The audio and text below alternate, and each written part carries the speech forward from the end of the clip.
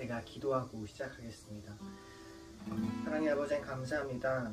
오늘 또 이렇게 새로운 날을 허락해 주셔서 감사합니다. 오늘 또 살아가는 하루가 정말 하나님 보시기에 하나님께서 기뻐하신 하루, 또 감사를 올려드리는 하루 될 수 있게 도와주세요. 감사드렸고 예수님의 이름으로 기도드립니다. 아멘. 이렇게 찬양하실게요.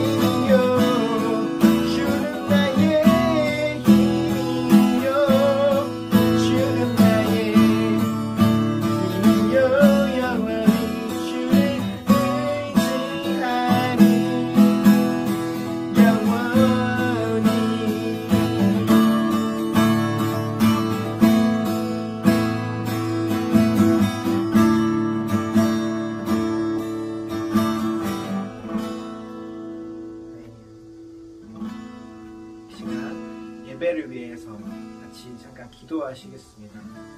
이 시간 우리가 드리는 예배가 하나님 앞에 우리 마음으로 올려드리는 우리 영과 진리 안에서 예배하는 그런 예배 될 수 있게 인도해 주시고, 무엇보다 가장 좋은 것으로 하나님께 내어드릴 수 있는 그런 예배 될 수 있게 해달라고 이 시간 함께 같이 기도하시고 제가 기도할게요. 하나님 아버지 하나님 감사합니다. 복된 하루를 허락해 주셔서 감사합니다. 제가 오늘 살아 숨쉬는 이 하루가 제게 주신 이 새 날이 모두 주님께서 주신 것임을 믿습니다. 주님, 제가 그 주님께 기뻐하며 감사함으로 저의 하루들을 예배를 올려드릴 수 있게 해주세요. 아버지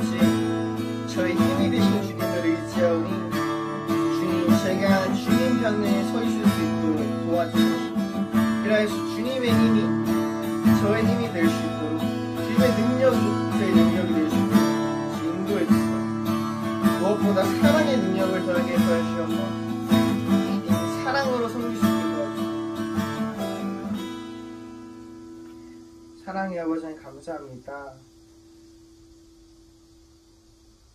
무더운 여름날 이렇게 주님께 찬양 올려드릴 수 있게 해주셔서 감사드립니다.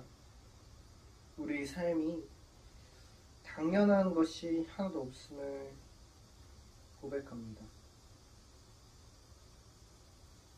오늘 살아가는 하루조차 주님께서 허락해 주셨고 주님께서 주신 그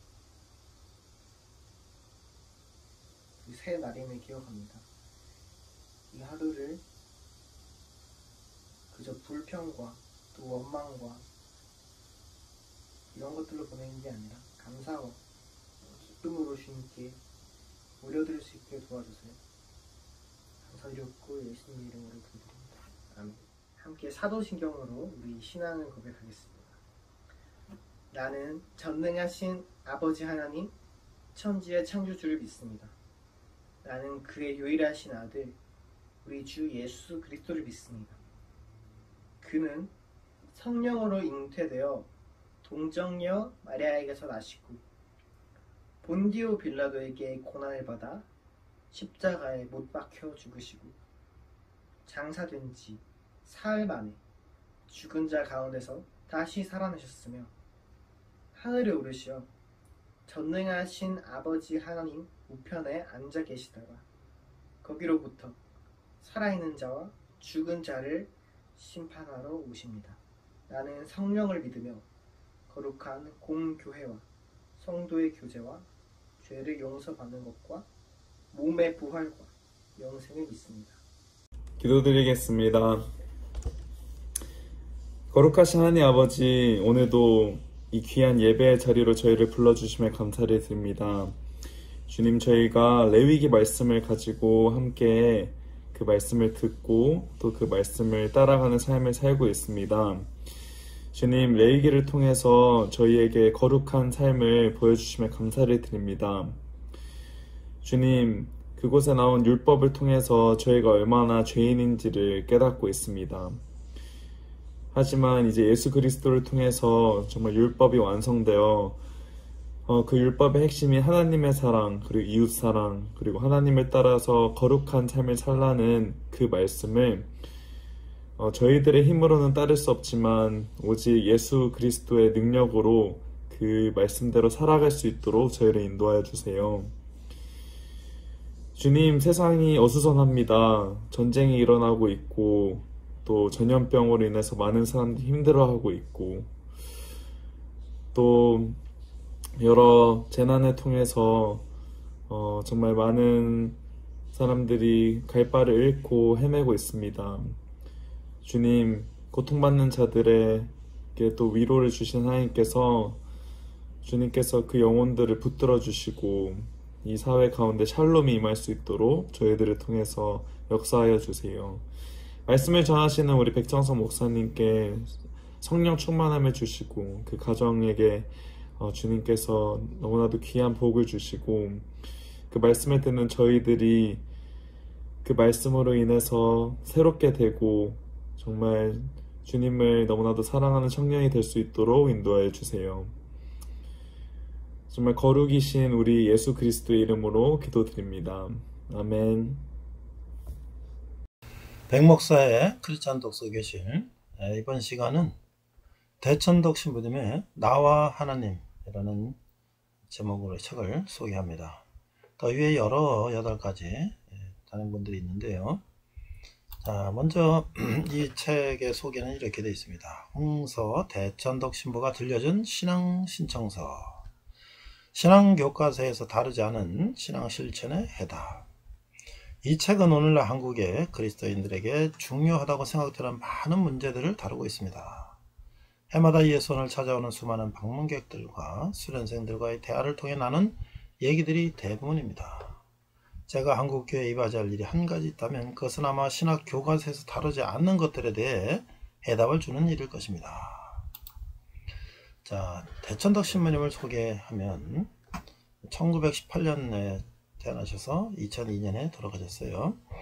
1918년 중국 산둥성 진안에서 장로교 선교사님의 아들로 태어나서 중국과 한국에서 성장기를 보냈어요. 미셔너리 키즈 MK였는데 아버님은 중국에서 장로교 선교사였는데 그 당시 평양에 있는 MK 스쿨에 다니셔서 한국과 중국을 다 경험을 하셨어요. 다음 미국 데이비슨 대학에서 사회학과 교육학을 공부하셨고 프린스턴 신학교에서 신학을 공부했어요. 또 이 대천덕 신부님은 건축 노동자와 선원 등으로 일하면서 사회생활을 하게 됐어요. 원래 이름은 루벤 아처 토레이 3세인데 우리나라 이름은 대천덕 신부님이라는 이름을 친숙하죠. 자, 후에 교파를 성공회로 옮겨서 미국 남부대학에서 신학 공부를 했고 1946년에 사제 서품을 받고 12년간 목회를 했어요. 한국전쟁으로 피폐해진 성미가엘 신학원, 현재 성공회 대학교입니다. 우리동에 있는 성미가엘 신학교의 재건을 도와달라는 요청으로 1957년 한국에 왔고 하나님의 뜻하심에 따라서 1964년에 신학원장직을 사임하셨어요. 자, 다음 해 1965년에 뜻을 같이 하는 몇몇 동역자들 및 아내 현재인 제인 그레이 토레이, 제인이죠. 아내 현재인과 함께 전기불도 들어오지 않는 척박한 땅 강원도 황지, 현재 태백시라고 하죠. 하삼이라고 하는 마을에 노동과 기도의 삶을 실현하기 위해 예손 공동체를 세웠으며 2002년 8월 6월 타결 때까지 그곳에서 생활을 하였다. 제가 예손에 몇 번 갔었는데요. 처음에 우리 식구들이 딸하고 아내가 갔을 때 거기는 휴대폰도 반납하고 2박 3일 동안 기도하고 묵상하고 쉬고 노동하고 책 보고 이런 데다 이분 휴대폰까지 다 이렇게 압수하고 너무 타이트하지 않냐 생각했는데 막상 가서 생각해 보니까 휴대폰하고 3일 동안 단절하는 것도 굉장히 유익했어요. 어떨 때는 가서 책도 읽고 어떨 때는 가서 설거지도 하고 같이 예배하고 기도하고 그런 쉼이 있는 곳으로 많은 사람들이 찾아가는 곳이죠. 할아버지는 R.A. 토레이 1세로부터 시작한 성령론과 헨리 조지의 원리의 토대를 둔 경제 이론 및 공동체에 관한 가르침은 그의 치열한 삶과 함께 한국의 그리스도인들에게 깊은 영향을 끼쳤다. 주 저서로 대천덕 자서전, 개척자의 길, 대천덕 신부가 말한 토지와 경제 정의, 나와 하나님, 우리와 하나님, 대천덕 절기설교 등 여러 권의 책을 남기셨어요. 또 신앙계에도 계속 시리즈로 연재하셨죠.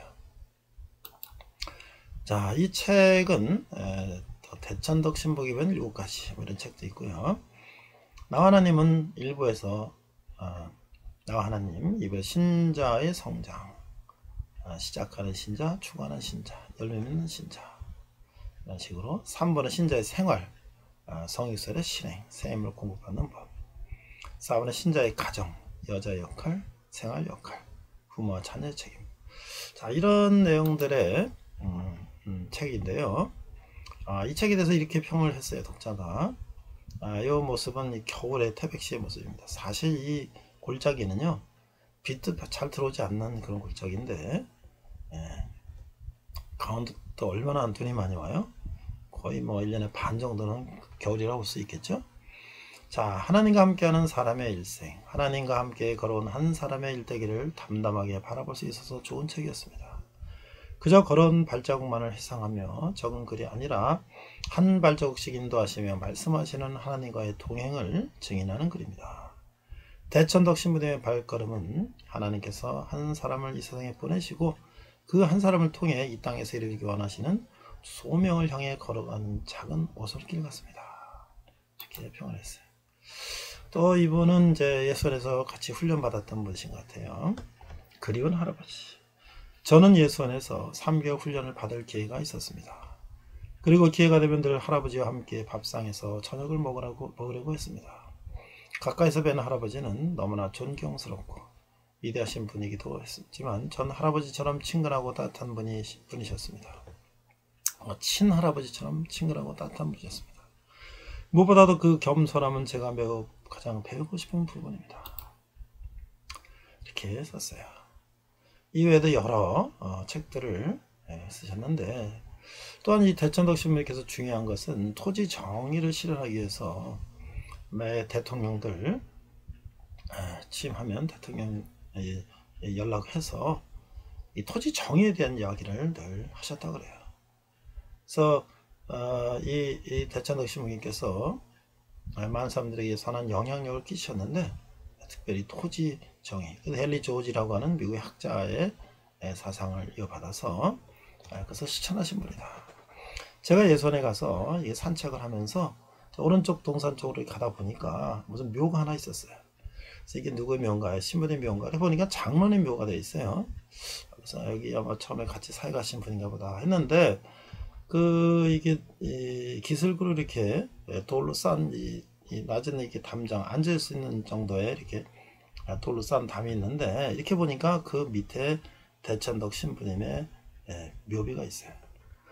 그러니까 이 신부님 묘가 있는 것이 아니라 장로님 묘가 있는데, 신부님은 그 앞에 축대 쌓는데 거기에 묘를 쓰신 거예요. 정말 참 그 땅에 대한 귀중함, 소중함을 실천하신 분답다라는 생각을 했어요. 저는 그때 신부님 돌아가시고 현재인 사모님 계실 때 같이 식사도 하고 잠깐 몇 마디 나누고 그랬는데, 참 인자하신 분들 지금 다 돌아가셨죠. 우리 한국에 선한 영향을 끼친 대천덕 신부님의 예손도 한번 방문해 보시고, 여기 나와 있는 여러 가지 신부님의 책들도 한번 보시길 권합니다. 특별히 토지정에 대한 책들도 한번 봤으면 좋겠습니다. 이상 백목사의 크리스천 독서교실이었습니다. 네, 이번 시간은 모세오경 8번째 시간으로서 구별된 삶에 대한 하나님의 지침이라는 제목으로 말씀을 나누고자 합니다. 오늘 말씀은 레위기 11장부터 27장에 대한 말씀입니다. 먼저 제가 본문은 레위기 25장 23절 말씀을 자막을 통해서 한글과 영어 NASB 버전으로 읽도록 하겠습니다. 3절, 레위기 25장 23절. 토지를 영구히 팔지 말 것은 토지는 다 내 것임이니라. 너희는 거류민이요 동거하는 자로서 나와 함께 있느니라. 자, 이제 레위기 25장 23절의 영문으로는 이렇게 되어 있습니다. The land, moreover, shall not be sold permanently, for the land is mine, for you are but aliens and sojourners with me. 이렇게 되어 있어요. 그러니까 그 땅이라는 것은 영원히 팔지 말 것이야. 왜냐면 그 땅이라는 것은 나의 것이기 때문에. 너희들은 거류민이요 나와 동거하는 자이다 라는 것이. 자, 그러면 이 레위기의 11장부터 27장까지는 어떤 내용입니까? 자, 먼저 거룩한 삶을 살아가도록 정결법을 주시는 하나님. 성경에서 말하는 이 거룩하는 것은 곧 구별됩니다. 모든 죄악된 걸로부터 구별되는 것이다. 하나님은 하나님의 백성들이 주위의 죄악된 사람들이나 악한 풍속들로부터 구별되기를 원하셨다는 것이에요. 이스라엘 백성들은 애굽의 이방 문화에서 벗어났지만 앞으로 가나안 땅의 이방 문화에 둘러싸이게 될 것입니다. 하나님 이스라엘 백성들이 죄악된 삶의 모든 양식들을 버리기를 원하셨던 것이에요. 오늘 하나님을 만든, 하나님 믿는 우리도 구별된 삶을 살아야 한다라고 하는 것이죠. 나가서 거룩하신 하나님에 대한 진리를 불신자들에게 증거해야 된다. 우리가 구별된 거룩한 삶을 살아간다면 하나님께서는 그로 인해 우리가 살 것이라고 약속하셨다라는 것이죠. 하나님의 거룩하심을 본받아 우리도 이 죄악된 세상에서 구별된 거룩한 삶을 살아가도록 해야 한다는 것이죠. 그래서 11장에서 15장에 보면 정한 음식과 부정한 음식에 대한 규례, 문둥병에 대한 규례, 그리고 유출병에 대한 규례는, 이것은 바로 오늘날 말하면 공중보건이라고 할 수가 있죠. 두 번째 18장은 이방인의 문란한 성습관에 대비하기 위한 성생활에 대한 교육이다. 그 다음 19장에서 20장은 이웃과 바른 관계에 대한 규례를 가르쳐 준다고 하는 것이. 이런 것들은 앞으로 이스라엘 백성들이 가나안 땅을 정복할 때 이미 형성된 그곳의 이방 문화에 무방비 상태로 노출되어서 하나님의 백성으로서의 정체성을 잃지 않도록 그 지침을 주는 것이다 라고 하는 것이죠. 이렇듯 하나님 나라가 이루어지기 위해서는 그 백성들이 이 세속과 섞이지 않고 그 정체성을 유지할 뿐만 아니라 이방 문화의 현장에 하나님의 사랑과 공의의 문화를 심어야 하는 선지자적 사명도 함께 있다고 하는 것을 말해주고 있는 것이에요. 이 구약에 있어서의 구별된 삶은 규례를 지키는 단순한 수동적인 순종적 삶이라고 하는 것이에요. 그러나 신약적으로 구별된 삶은 단순히 수동적 삶을 넘어서 보다 능동적이고 더 적극적인 삶이라고 하는 것이죠. 구별된 삶은 그래서 그리스도인들은 구별된 삶을 산다는 이유로 이분법적 사고로 세상과 선을 긋고 그런 삶을 중요하게 생각하는 그런 삶을 살아서는 안 된다라고 하는 것이에요. 그리스도인들은 오히려 더 적극적으로 세상을 향하여 나아가서 그 세상의 시대정신을 주도하며 세상에 그리스도의 문화를 심어야 한다고 하는 것이죠. 사도행전 17장 6절의 하반절을 보니까 천하를 어지럽게 하던 이 사람들이 여기도 이름에 이런 말씀이 있어요. 이 구절에서 초대교회 시절의 이방인들은 그리스도를 천하를 어지럽게 하던 이 사람들, 영어 성경에 뭐라고 되어 있냐면 These men who have caused trouble all over the world. 전 세계의 문제를 일으킨 사람들이다. 그러니까 다시 말하면 세상을 뒤집어 엎은 사람들이다. 이런 뜻이죠. 그리스도의 문화로 세상 문화를 바꿨다고 하는 것이에요. 자, 13장에서 14장을 보니까 죄의 상징으로서의 문둥병을 말하고 있어요. 예수님은 지상 사역에서 이 문둥병을 고쳐주셨죠. 자, 16장, 17장은 속죄와 관련해서 제사와 피에 관한 규례에 대해서 언급하고 있어요. 16장은 이 속죄일의 중요성을 언급하고 있습니다. 이 속죄일은 유대인들이 욤 키프르, the day of atonement, 속죄의 날이다 라고 해서 오늘날에도 지키고 있어요. 이 대제사장이 1년에 한 번 지성소에 들어가서 속죄함을 받는 의식을 치르는 날이에요. 창세기 3장 2절에서 발생한 죄를 해결하는 길은 피밖에 없고 제물인 짐승의 피는 1년만 유효할 뿐이라고 하는 것이에요. 그러나 대제사장인 예수님이 우리를 대신해서 제물이 되어 뿌린 피는 영원한 속죄력을 갖고 있다고 하는 것이죠. 히브리서 10장 1절 이하는 이 장에 대한 신학적 해석을 이렇게 하고 있어요. 히브리서 9장 22절 하반절에 보니까 피 흘림이 없은 즉 사함이 없느니라. 그러니까 히브리서는 레위기를 메시아적 상징으로 해석해주고 있다라고 하는 것이죠. 그러면 히브리서는 반드시 레위기의 눈으로 읽어야 하고 레위기는 반드시 히브리서적으로 번역해야 해석해야 한다는 것이죠. 찬송가 184장은 나의 피를 씻기는 예수의 피밖에 없네라고 찬송하고 있어요. 제가 박수영 장로님하고 내 영혼의 진성찬이라고 하는 그 60년 신앙생활을 한 이 초등학교밖에 안 나오신 장로님이 그 신앙생활 하면서 성경을 읽고 또 젊었을 때는 성경 가르치는 교사로서 평생을 성경을 읽고 결론이 뭐냐? 구약은 신약에 오실 예수님의 모형이다. 신약은 그 모형, 구약의 모형 완성하신 분이 바로 예수님이다. 그러니까 구약은 뭐예요? 신약에 오실 예수님 주인공의 그림자다라고 하는 것이죠. 자, 우리가 16장에 보면 희생양이라고 있다. scapegoat. 자, 한 제비는 여호와를 위하고 한 제비는 아세사를 위하여. 레위기 16장 8절 말씀이에요. 염소 중 한 마리는 사람들의 속죄 제물로 바치기 위해서 죽였다고 하는 것이죠. 제사장은 그 다음 두 번째 염소의 몸에 두 손을 대고 백성들의 모든 죄를 염소 위에 고백하여 사람들의 죄를 뒤집어 쓴 그 염소를 광야로 내몰았다고 하는 것이죠. 이 두 번째 염소는 아사세계로 간다고 성서에 기록되어 있어요. 이 아사셀은 무엇인가? 한 성서 해석자는 이 단어의 의미가 영어의 희생양, 스케이프고트라는 이름, 이 단어를 파생시키는 떠나는 염소, 또는 도망치는 염소라는 의미를 가지고 있다고 의견을 제시하고 있어요. 그에 반해서 다른 학자는 염소가 보내지는 장소의 이름이 아사셀이라는 그 의견을 제시하고 있어요. 대부분의 학자들은 이 단어가 성난 염소와 유사한 의미를 가진 그런 뜻으로 생각하고 있어요. 아사셀은 사악한 정령들이 즐겨 거주하는 지역으로 믿어지는 그 사막에 있는 악마의 거처인 것으로 여겨지고 있어요.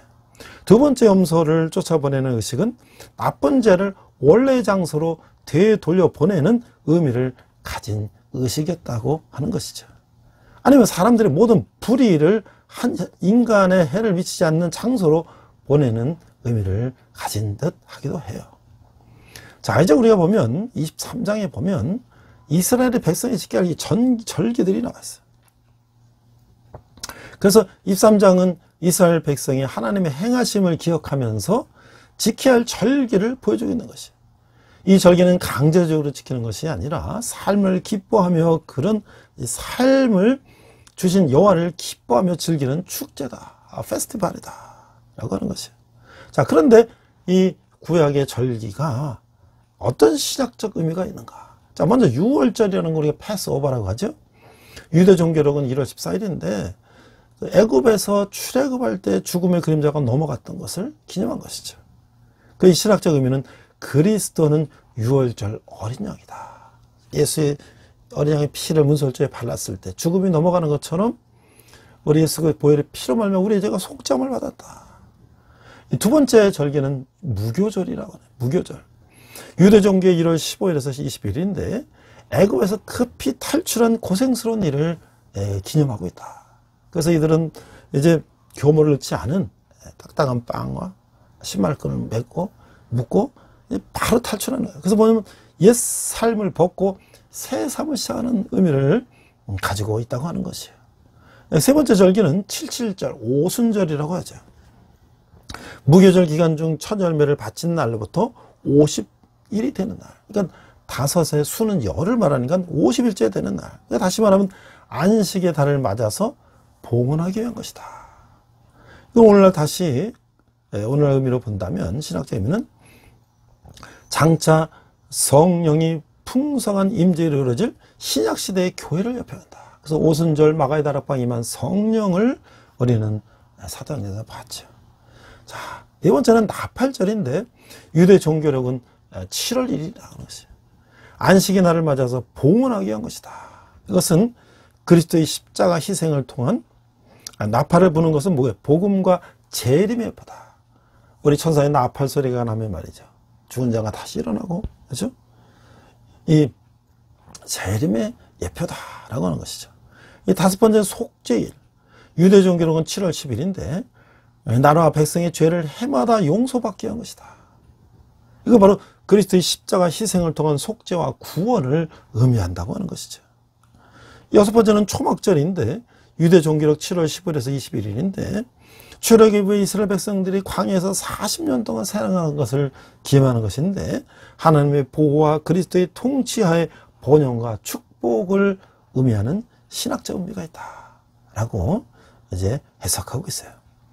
자, 근데 이제 25장에 가면 안식과 희년이라는 얘기가 나오는데, 자, 이 성경에서 이 토지는 어떤 의미가 있는가? 자, 토지에 대한 성경 말씀의 기본 전제는 토지를 영영이 팔지 말 것은 토지는 다 내 것임이라. 너희는 나그네여 우고하는 자로서 나와 함께 있느니라. 이런 말씀이에요. 선자들은 이 가르침을 계속해서 더 강하게 선포했습니다. 그러니까 레위기의 토지법은 현실적으로 이스라엘이 가나안 땅을 침공한다는 사실과 그 땅을 제비 뽑아서 하나님의 주신 상속물로 나누어 가진 다음에 자손 대대로 물려준다는 그 사실에 기초하고 있다고 하는 것이죠.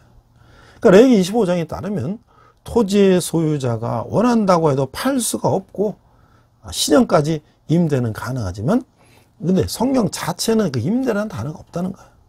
판다는 단어를 임대의 뜻으로 이제 쓰는데 이 성경을 비춰볼 때 현 시대의 토지 매매는 분명히 정상거래가 아니다. 이렇게 해석하고 있어요. 그 희년이 되면 7년 안식년, 7년, 7년, 49년, 50년, 희년이 되면 그걸 다 다시 돌려준다는 거예요. 다시. 그래서 이 최초의 토지법이 언급된 것은 민수기 36장인데 그래서 250년이 흐른 뒤에도 토지권이 상실되는 일은 일어나지 않았던 것 같다고 하는 것이에요. 희년은 계속 선포되고 시행되었다고 하는 것이에요. 사울과 다윗 시대에도 땅을 정복하여 합법적으로 재산을 모았어요. 역대상 27장 25절에 다윗 왕의 영지에 대해서 나열하지만 정확한 소재와 취득 경위는 나와 있지 않다고 하는 것이에요. 이 토지법을 개혁한 악명 높은 아합 왕이 있었죠. 아합은 사무엘의 선지자의 엄중한 경고대로 그 일을 인해 이스라엘의 역사에서 최악의 폭군이라는 오명을 남기게 되었어요. 거의 모든 문명의 초기 단계에는 땅이 인간에게 필수 불가결한 조건이며 자유로운 토지 사용권이 인간의 기본권에 속한다는 인식이 있게 마련했다는 것이에요. 성경의 기업 개념은 이게 중요한 것인데 그것은 토지가 하나님의 소유임을 의미하고 있다고 하는 것이죠. 토지의 보유자는 후손들에게 토지를 물려주어야 한다는 그 인식 아래 하나님부터 그 사용권을 부여받았다고 하는 것이죠. 신약에서는 구약의 율법을 첨가하지도 않았고 고치지도 않았으며 율법을 다른 시각에서 다루고 있을 뿐이다. 하나님께서는 그 백성이 지키지 못한 율법을 폐지하시는 것이 아니라 그 율법들을 그들의 마음에 쓰시며 그분의 영을 그들 안에 두시고 그들에게 임하게 하셔서 외부에 강제 없이 지킬 수 있게 하겠노라고 약속하신 것이다 라고 하는 것이에요. 그 예수께서는 당신의 말이 모두 영적인 말임을 설명하기 위해서 노력한 적이 없다라고 하는 것이에요. 자, 이 토지 공개념이 무엇인가? 이 토지의 소유와 처분은 공공의 이익을 위하여 적절히 제한할 수 있다라고 하는 이 개념인데요. 오늘 우리가 레위기의 여러 이제 규례와 율법 가운데 오늘날 우리 생활과 민첩한 이 토지 문제를 제가 중점적으로 한번 생각해 보고자 합니다. 자, 토지 소유권이 절대적이라는 사상에 반대하는 개념이 토지 공개념이라는 개념이에요. 일반적으로 자본주의 경제에서는 소유권의 불가침을 인정하는 기반 위에서 경제가 운영이 되죠. 근데 토지의 경우는 가용 면적이 상대적으로 제한되고 토지 소유와 토지를 사용하라는 욕구는 점차적으로 증가함으로써 공급이 항상적으로 수요에 미달할 가능성을 얻게 된다고 하는 것이죠. 한국에는 특히 이 독점적인 소유 때문에 더욱 문제가 되고 있다고 하는 것이에요. 그래서 이 토지에 대한 이 투기 현상이 잠재적으로 항상 존재하고 있다고 하는 것이죠. 이러한 문제로 인해서 토지가 공공재라는 개념의 생각에 바탕을 두고 기존의 토지 소유권 절대 사상에 변화를 가하는 개념이 바로 토지 공개념이다 라고 하는 것이에요. 자, 우리나라 헌법 제122조에는 이에 대해서 국가는 토지 소유권에 대해서 법률이 정하는 바에 따라 제한과 의무를 과할 수 있다라고 규정하고 있어요. 뿐만 아니라 민법 제2조는 개인의 소유 권리라도 권리는 남용하지 못한다고 규정되어 있고 또 이 민법 제212조에서는 개인의 소유권이라도 정당한 이익 있는 법인 내에서만 행사해야 한다라고 규정하고 있어요. 이에 대해서 본격적으로 1980년대 후반에 전국적으로 불어닥친 부동산 투기 열풍과 이에 따른 심각한 규모의 땅값이 상승이 되어서 이 서민의 생활고를 가중시키고 부동산 투기가 심각한 문제로 부각될 때 이런 것들이 이루어졌다는 것이에요. 그래서 이에 정부는 1989년에 정기국회에서 택지 소유에 관한 법률, 토지 초과 이득세법, 개발이익 환수에 관한 법률 등 토지 공개념 관련 법률을 제정했다고 하는 거예요. 자, 그러면 이 성경에서의 그 희념의 개념을 오늘날 현대적인 개념으로 그것을 연구하고 주장한 학자가 있는데 그 사람이 바로 헤일리 조지라고 하는 미국의 경제학자이고 유명한 사회활동가라고 하는 것이에요. 그는 일생 동안 토지 문제에 대해서 연구하고 토지 개혁 운동의 전파에 전력을 다했다라고 하는 분이죠. 1879년에 출판된 그의 책 진보와 빈곤은 출판되자마자 당시 토지개혁의 제창자들에게 끊임없는 감동과 흥분을 가져다 줬고, 그에 따라 그의 명성 역시 크게 떨쳐졌다라고 전해지고 있어요. 그의 영향 아래 토지개혁을 전파하고 선동하는 여러 조직과 단체들이 곳곳에 세워졌다고 하는 것이죠. 미국에서는 비교적 유명한 단체 자유토지협회, 또 영국에서는 영국 토지회복동맹, 후에 영국 지가 과세동맹으로 이름이 바뀌었다고 해요.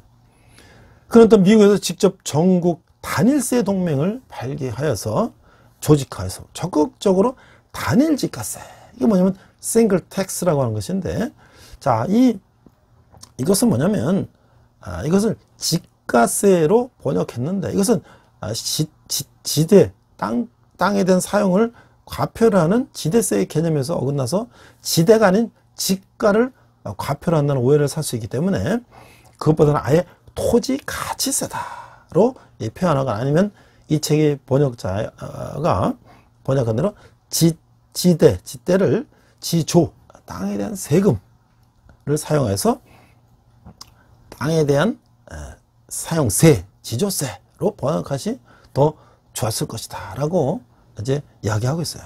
자, 이런 주장을 추진해 나갔으며 토지개혁, 세수개혁이 세계적인 운동을 불러일으켰다. 그러니까 이런 것들은 급진적인 정치활동 중에 뛰어난 업적을 세우는 큰 문을 그들에게 열어줬다라고 하는 것이에요. 그 말년에 그는 2차례 뉴욕 시장 후보로 추천되었어요. 그가 1897년 세상을 떠난 후에 그의 추종자들은 그가 제창한 진보운동을 이게 완전 아직 실현되지는 않았지만 부분적인 또 점진적인 실현 사례는 전 세계적으로 많은 영향을 끼쳤다라고 이야기하고 있어요. 그래서 그는 진보와 빈곤이라는 책 외에 이 헨리 조지의 기타 저서로는 토지 문제, 보호냐, 자유무역이냐, 정치, 경제학, 뭐 이런 책들을 지었죠. 자, 그런데 이 헨리 조지의 가장 대표적인 정책이 유명한 바로 단일세, 싱글 텍스라고 하는 것인데, 단일세라는 것은 말 그대로 소득세와 같은 다른 종류의 모든 세금을 없애고 지대, 토지세에만 세금을 부여하자는 그런 정책이에요. 이렇게 단일세를 주장해야 되는 이유는 당시 상황과 자신의 환경 탓이기도 했는데, 그때 이제 산업혁명이 일어나기 전에는 대다수 사람들이 삶이 거의 비슷비슷했다는 거예요. 근데 산업혁명이 일어나고 부의 축적이 이루어지면서 빈부의 격차가 일어나게 되었다라고 하는 것이죠. 다시 빈민층, 이 헨리 조지도 빈민층에 속할 수 있었죠. 그래서 미국 전역을 돌아다니면서 출판 일도 돕고 막일도 했던 헨리 조지 역시 피부에 닿을 정도로 이런 사항을 잘 알게 됐다는 것이에요. 그래서 이 빈부의 격차가 일어나는 이유가 무엇일까 고민하던 차에 그가 생각하는 것이 바로 땅을 소유하고 있는 사람들, 그들이 일을 하지 않아도 돈을 벌어들이고 아무것도 가지지 못하는 이들은 열심히 일해도 가난에서 벗어날 수 없다는 것을 깨닫게 됐다는 것이에요. 이 지대에 대한 세금만 나라에서 걷어들이고 열심히 일해서 벌어들인 소득에만 세금을 하자는 단일세를 주장하게 됐다는 것이에요. 덧붙이자면 이런 빈자, 가난한 자의 편에 서서 소득의 재분배를 외치던 헨리 조지는 당시 막스주의 좌파로 많이 오인되기도 했다. 그렇죠. 땅을 국가 소유를 한다는 것은 바로 공산주의자들이 주장하는 그런 주장과 비슷하잖아요.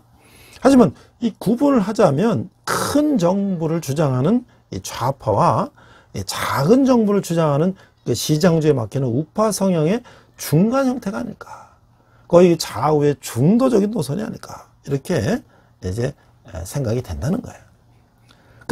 그래서 위에서 설명하다시피 그 가난한 자의 편에 서서 부의 재분배와 좀 더 평등한 세상을 원했지만 단일세를 주장했듯이 작은 정부를 주장하게 됐다. 하지만 우리 이 땅을 소유한 대부분 사람들은 어떻습니까? 과거나 현재나 기득권 계층이라는 거예요. 따라서 헨리 조지의 이론이 힘을 받기 힘들 수밖에 없었다고 하는 것이죠. 과거 이 정부의 참여정부에서도 부동산 정책을 보면 헨리 조지의 이런 영향을 많이 받았지만 어려움이 많은 것도 이 같은 맥락에 있다고 하는 것이죠. 그래서 우리 이승만 대통령도 지주의 땅을 유상몰수해서 소장농들의 유상 분배하는 이런 것들을 이제 해방 이후에 정부 수립 이후에 그걸 했지만 그 많은 이제 지주들의 기득권층에 반대가 있었죠. 그러나 그는 땅을 모든 사람에게 나눠주는 그런 어떤 부의 어떤 그 재분배를 강력하게 시행했기 때문에 우리나라가 그 많은 소장농들이 작은 땅이라도 자기 땅을 가지고 경작해서 경제적인 독립을 이룰 수 있었던 것이 우리나라가 이만큼 경제 발전하는 데 크게 기여했다는 것이죠.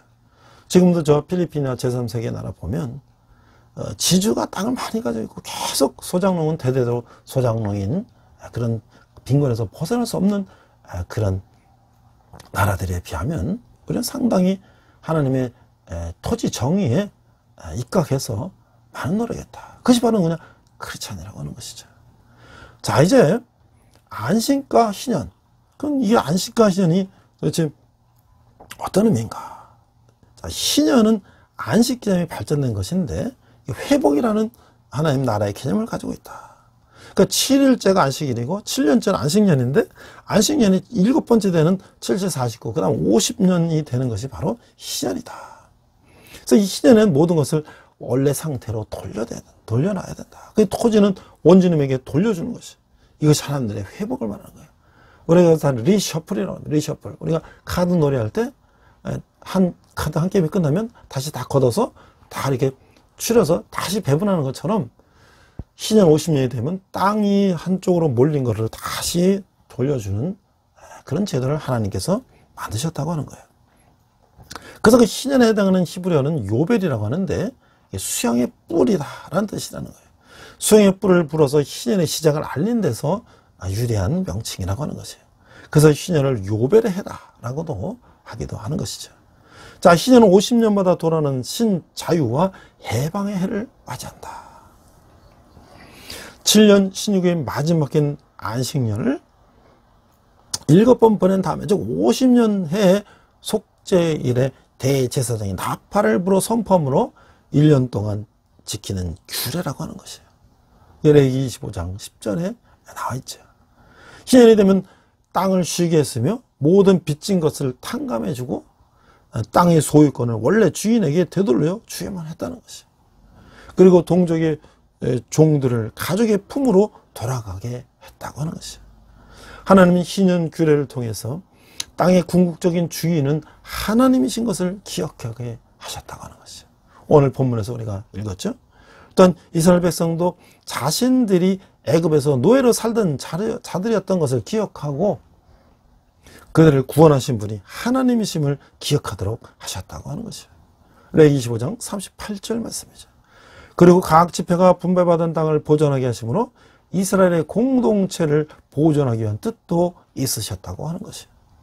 하나님은 가난한 사람들을 돌보시는 진정한 하늘 아버지심도 희년 규례에서 알게 해주셨다고 하는 거예요. 그 해방의 해인 희년은 이사야에서 은혜의 신원의 날로 선포되었어요. 이사야 61장 1절 2절 말씀이죠. 예수님의 오심으로 죄와 죽음의 노예로 사는 인간에게 참된 자유와 해방의 희년을 주셨다고 하는 거예요. 그래서 누가복음에 나오죠. 그러므로 예수 그리스도의 영원한 희년을 맞아 살아가는 우리는 희년 규례를 통하여 가난한 이웃에게 행하기를 원하시는 말씀에 순종하며 살아가야 한다고 하는 것이죠.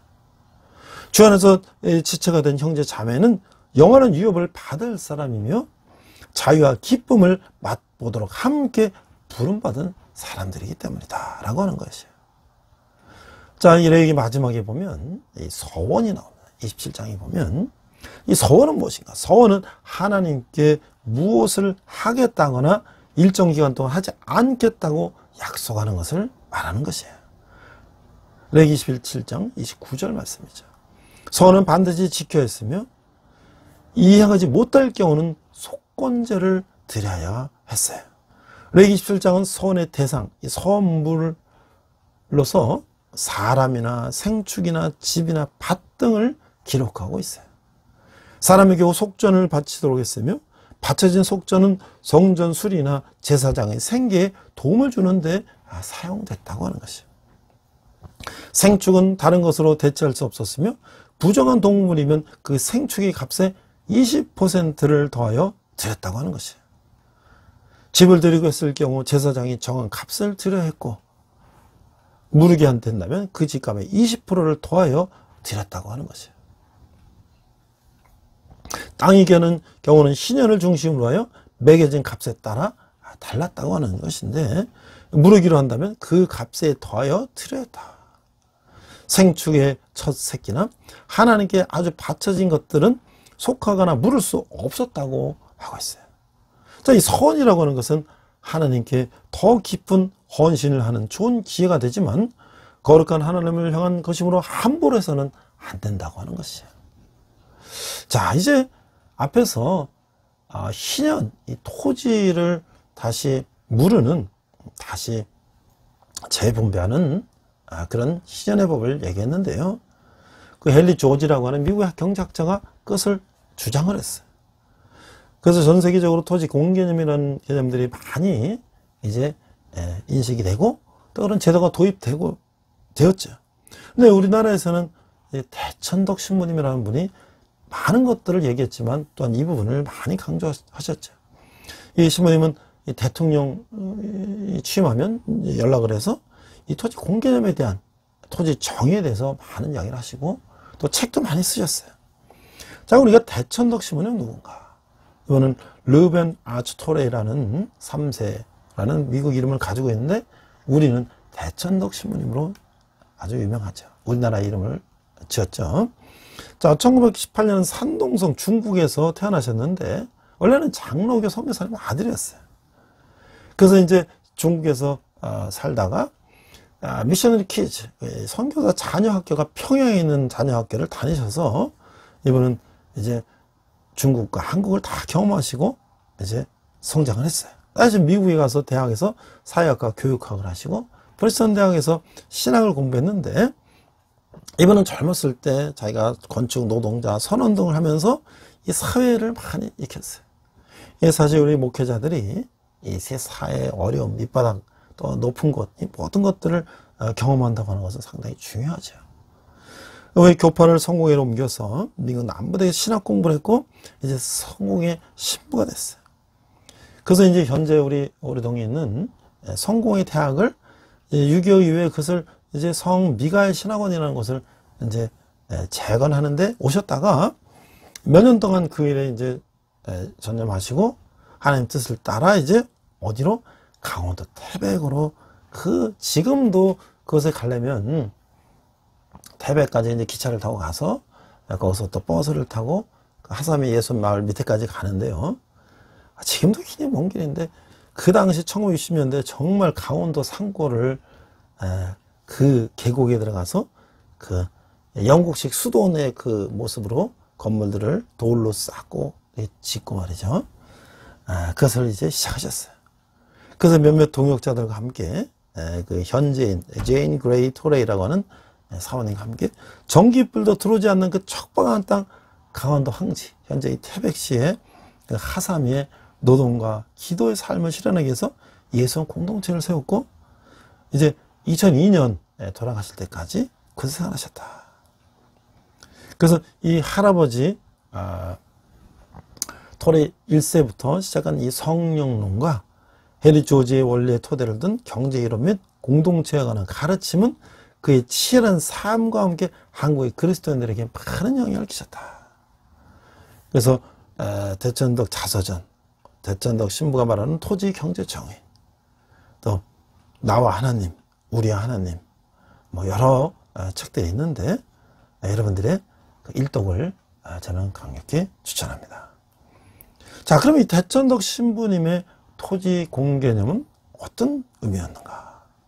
그 이제 예수원 50주년을 기념해서 거기에 이제 그 어떤 모임의 그 의장이 계신데 하고 이제 이렇게 인터뷰한 내용을 제가 이렇게 봤어요. 보니까 자, 이 강원도 태백 산골장에 자리 잡은 한국교회의 영성의 샘터, 그 예수원이 50주년을 맞았다. 그래서 예수원이 추구하는 영성과 복음이 무엇인가 하고 거기 이제 리더격인 분들에게 인터뷰를 했어요. 자, 그래서 거기는 이제 서로 이제 형제 자매라고 하는데, 자, 예수원은 어떤 것입니까? 좀 소개해달라고 했더니, 예수는 1965년 성령 강림절에 시작이 됐는데, 이 대전덕 신부님께서 성공회 신학 원장 7년 동안 하시고, 이제 기도와 노동들에 대해서 가르치는데, 학생이 처음 그 반응이 없다는 거예요. 그거에 대해서. 그래서 내가 실제적으로 내가 실험할 장소를 만들어야 되겠다 해가지고, 이 사골장에 들어와서 노동과 기도를 실천하는 그런 수도원을 만들었다. 그래서 예수님 많은 분들이 정말 하나님이 실제로 이곳에서 어떻게 역사하는지를 참여하기 위해서 예수원을 찾아오신 분들이 많다. 저도 이제 거기 가면은 이제 회비가 없어요. 그냥 2박 3일 먹고 자고 주는 대로 같이 먹고 자고 하는 거예요. 그리고 나갈 때 자기가 은혜 받은 대로 헌금하고 가는 거예요. 근데 들어갈 때는 예약을 해야 돼. 인원이 뭐 제한이 있어요. 뭐 한정 받을 수 없는 공간이 있기 때문에. 또 어떤 분들은 뭐 해외 선교 갔다 와서 그냥 잠만 자기도 하고, 그렇죠? 쉼을 얻는 거예요. 그러니까 뭐 이 예배 모임에 강제로 나가지 않아도 돼요. 그리고 또 우리가 노동하려면 이제 봄, 가을철, 여름철에는 이제 가서 노동, 밭도 갈고 뭐 여러 가지 그런 것도 하지만 또 뭐 그거 안 해도 돼요. 그냥 책, 신부님의 그 이제 서재가 도서관에 돼 있는데, 저도 어떨 때는 가서 3일 동안 가서 책만 읽다 온 적도 있고, 어떨 때는 가서 설거지 한 적도 있고, 그래요. 자, 근데 거기서 또 한 가지 중요한 건 침묵 기도래요. 우리는 기도 안에서 통성 기도하고, 뭐, 부르짖는 기도 많이 했는데, 여기는 침묵 기도래요. 근데 그것도 또 우리가 새로운, 예수님께서 하신 여러 가지 기도 방법을 우리가 실천해 보는 방법이라고 할 수가 있겠죠. 그러니까 예수를 하나의 기도하는 장소, 하나님을 만나는 장소뿐 아니라, 공동체로서 많은 사람이 함께 책임져 사는 그런 곳, 많은 분들에게 정말 하나님이 얼마나 많은 사람들, 어떤 사람들을 사랑하고 계신지를 보여주는 그런 하나의 장소로 알기 때문에 예수님들이 많은 분들이 찾고 있고, 그런 안식처 같은 그런 곳이다. 그래서 이 며칠만 다녀가지만 여기를 정말 영적인 고향이라고 말할 정도로 많은 분들이 그렇게 와서 평안함을 누리고 가는 장소로 이용되고 있다. 저도 이제 추울 때 갔더니 뭐 여러 가지 불편한 것들 많죠. 뭐 거기도 어렵고 하지만 또 춥고 또 새벽에 가서 예배하러 나가려면 또 약간 기술 내려와서 또 모이고 뭐 해야 되지만 그것이 중요한 것이 아니라 그 안에서 우리가 정말 함께 기도하고 또 휴대폰 끊고 또 생활한다는 거죠. 똑같은 상에서 똑같이 나눠서 밥을 먹고, 그렇죠? 자, 또 어떤 사람들은 기도원 같은 스타일, 어떤 분은 또 수도원 같은 스타일, 여러 가지 다 예수님을 보는 스타일이 다르지만 예수님은 지금까지 50년의 기간을 많은 분들이 다녀가면서 정말 하나님과 함께 형제 자매로서 한 마음으로 생활하는 것이다. 이렇게 이제 알려지고 있다. 이렇게 설명하고 있어요. 자, 또 이렇게 질문했어요. 이 신부님이 돌아가신 후에 어떻게 운영되고 있나? 근데 이제 그 운영체가 형성이 돼서 지금도 그 공동체를 잘 운영하고 있다라고 하는 이야기들 하고 있어요. 근데 여기서 이제 중요한 게 뭐냐면, 이 신부님이 얘기한 노동이 기도고 기도가 노동이다. 자, 이걸 좀 설명해 달라. 자, 이게 노동하는 것이 기도요, 기도하는 것이 노동이라는 것은 이 베네딕트 수도원에서 사용하는 표현인데, 정말 기도가 근데 어떻게 노동이라고 생각할 수 있는가? 저도 여기서 이제 실제 생활하면서 노동을 할 때 우리가 그냥 일에만 전념하는 것이 아니라 일하는 그 정성, 마음을 담아서 하나님께 바쳐드리는 그 마음, 그것이 사실 어떻게 보면 기도라고 할 수 있다. 또 기도도 마찬가지예요. 기도도 우리가 하나님께서 기도하는 거지만 간절하게 기도하는 것이다. 그래서 우리 마음을 담아서 기도하기 때문에 그것이 강한 힘이 된다. 그래서 기도가 노동이요, 노동하는 것이 기도다. 우리들이 그 가운데서 우리가 얼마나 진심으로 담아서 노동을 하고 진심을 담아서 기도하는 것인지에 대해서 우리가 한번 하나님, 기도가 하나님 앞에서 하는 것이 아니라 일과 함께 그 가운데 하나님께서 함께 하신다는 것을 말씀하는 것이다 라고 이렇게 하고 있어요. 이제 마지막으로 이 신부님께서 이 개인적인 영성뿐만 아니라 사회적 영성도 강조하셨는데 그 참된 영성이 뭐냐라고 질문했어요. 자, 이 저희들이 배우기를 신부님은 그것을 온전한 복음, 사회적 복음은 한 부분밖에 아니고 복음주의적 관점은 한 부분밖에 아니고 두 개가 같이 만나야 세상을 변화시킬 수 있는 복음이다. 이렇게 얘기했다는 거예요. 그래서 사실 말하면 왜? 개인적인 영성과 사회적인 영성이 두 바퀴가 있어야 된다. 그래서 우리 모든 삶이 성령님이 인도하신 대로 살아야 된다. 그 성령 인도하심이 구체적으로 세상을 향해 나타나야 된다고 하는 것이. 그러면서 성경적인 경제, 정의, 토지 문제, 이런 토지 문제가 해결이 되면 사회에 하나님의 공의에 대한 부분이 이 세상에서 제대로 나타나게 되고, 하나님의 공의가 나타나게 되면 구조적인 문제에서 오는 빈부격차가 자연스럽게 해결이 되고, 그런 많은 분들이 그것을 얘기할 때 자본주의적인 것에서 배척되는 것이 아닌가 하는 이야기를 하는데, 이 구조적인 문제들이 해결이 된 상황에서 자기 능력에 따라서 10달란트 받은 사람, 1달란트 받은 사람, 그 차이는 그 안에서 이루어질 수 있는데, 이 구조적인 문제는 그대로 두고 능력에 따라 이야기만 한다는 것은 끊임없이 빈부격차를 그대로 존속시키는 모습밖에 될 수가 없다고 하는 거예요. 그래서 어떤 한 사람이 이 사상이 아니라 하나님께서 이스라엘 백성에게 주어진 희년, 이 안에서 이미 하나님의 법으로 정해졌고, 헨리 조지도 우리 사회에서 맞추어서 경제법을 만들어냈다고 하는 것이에요. 다시 말하면 이것은 뭐예요? 부동산 같은 불로소득을 우리가 있어서는 안 된다라고 하는 것이죠. 그래서 뭐 불로소득을 인정하게 된다면 땀 흘려 수고하는 사람들이 사라지는 것이다. 그래서 여러 이제 제도가 여러 방법들이 있겠죠. 그러나 우리가 이런 토지를 상속받아서 불로소득으로 사는 사람과, 그 다음에 그것에 매일 그것에 임대를 내고 계속 가난하게 사는 사람들이 존속된다면, 그래서 하나님의 희년의 법칙에 맞지 않는 것이 아닌가. 우리는 사회적인 어떤 공동 어떤 의식을 형성해서 이런 부분들을 우리가 실천해 나가는 것이 중요하다라고 생각이 들죠. 마지막으로 이제 또 여기서 이제 보니까 뭐냐면 이 통일교회를 대비하고 있다. 그래서 거기 이제 삼수령인가요? 그 높은 그 산 위에 목장도 만들고 여러 것들을 하고 있어요. 그래서 우리가 이제 통일되면 이 북한에서 어떻게 우리가 이제 더불어 살 수 있는가, 그것을 준비하는 것들을 이렇게 하고 있다고 하는 것이죠. 오늘 제가 이 레위기 말씀이 여러 말씀이 나오는데 그 중에 우리가 특별히 토지 문제를 생각하면서 그냥 레위는 그냥 하나님이 그냥 이스라엘 백성들에게 했던 그 옛날 이야기야 로 끝나는 것이 아니라, 오늘 하나님 말씀하신 그 희년, 토지 정의가 오늘 우리 삶, 우리 세상에서 어떻게 그것을 실천함으로써 우리 모든 사람, 가난한 사람과 부자들이 같이 더불어 잘 살 수 있는 사회를 만들 것인가, 이것을 우리가 크리스찬들이 앞장서서 그것들을 고민하고 그 아름다운 사회를 만드는데 하나님께서 레위기를 우리에게 주신 그런 목적이 있나 생각을 해봅니다. 우리 다시 한번 기도하겠습니다. 하나님 아버지, 은혜를 감사합니다.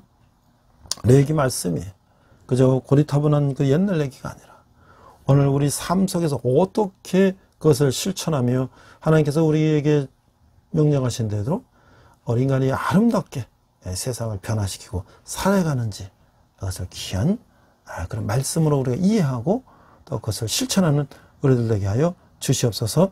감사드리며 예수님 이름으로 기도했습니다. 아멘. 시간 내게 있는 모든 것을 찬양하시면서 함께 헌금하시겠습니다.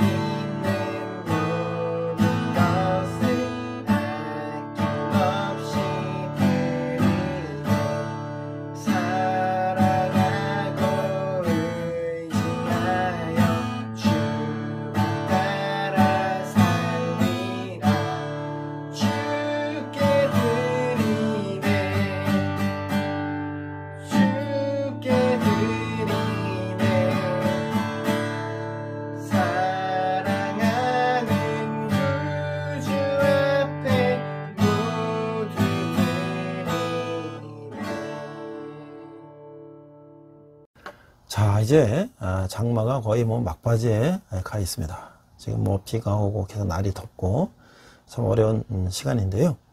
여러분들께서도 적당한 곳에서 편한 쉼을 얻고 재충전하는 시간이 필요할 것 같습니다.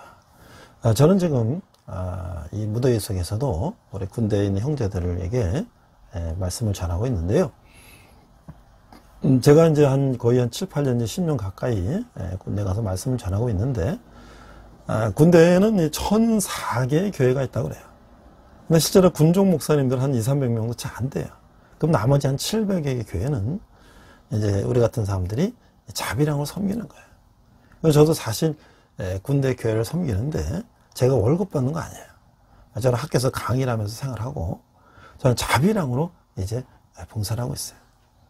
근데 사실 저희 같은 작은 군대 교회는 한 10만 원씩 몇 군데 교회에서 보내주는 그런 후원금으로 이제 빵 사주고 이제 이렇게 하고 있는데, 그것도 이제 코로나 이후에 이제 교회들이 어렵다 보니까 또 끊어지고 뭐 이래가지고 한 절반 정도가 좀 줄어드니까 우리 형제들에게 간식 제공하는 것도 사실 좀 어려움이 있어요. 여러분들이 한 사람이 10,000원씩이라도 정기적으로 후원을 한다면 그들이 또 우리 젊은이들이 이 어려운 시간에, 힘든 시간에 교회 사는 말씀 듣고 그들이 또 세상을 변화시키는 그런 젊은이 되는데 귀하게 사용될 것입니다. 제가 매월 첫 주에 청년을 위한 헌금을 작정하는 시간이라고 제가 광고를 하고 있어요. 여기 계좌번호에 여러분들 직접 계좌 이체하셔가지고 나도 월 1만 원이면 청년을 위한 헌금할 수 있다. 또 우리가 이제 계약을 하면 뭐 CCC를 비롯한 선교단체들이 있는데요. 우리가 뭐 많은 것을 후원할 수는 없지만 뭐 다는 10만 원에도 이제 뭐 붕어빵 선교하는데 그런 재료비라도 좀 도울 수 있는, 그래서 또 캠퍼스에도 많은 형제들이 있는데, 자매들이 있는데 그들에게 복음을 전하는데 여러분의 후원과 헌금은 귀하게 사용될 것입니다. 우리 한번 기도하겠습니다. 하나님 아버지, 저희가 작은 예물을 주님께 드렸습니다. 예물이 쓰이는 것마다 주님의 영광이 나타나게 하시고 특별히 이 젊은이들이 주님께 돌아오는 데 귀하게 사용되게 하여 지금은 우리 주 예수 그리스도의 은혜와 하나님 아버지의 극진하신 사랑과 성령님의 감화근홍 역사하심이 우리에게 말씀을 오늘도 세상 가운데 실천하며 특별히 우리 토지정의를 통하여서 또 빈부격차가 해소되고 모든 사람들이 행복하게 사는 것에 또 관심을 가지고 또 그를 위해서 노력하는 온라인 예배를 드리는 모든 성도들 위해, 열방의 백성들과 선교사님들이 특별히 북한에서 고통받는 북한 동포들 위해 지금부터 영원토록 함께 하시기를 간절히 축원합니다. 아멘. 우리 함께 선한 능력으로 찬양하시면서 한 주간 승리하시기 바랍니다. 우리 이 시간 선한 능력으로 함께 찬양하시면서 결단의 시간 갖겠습니다.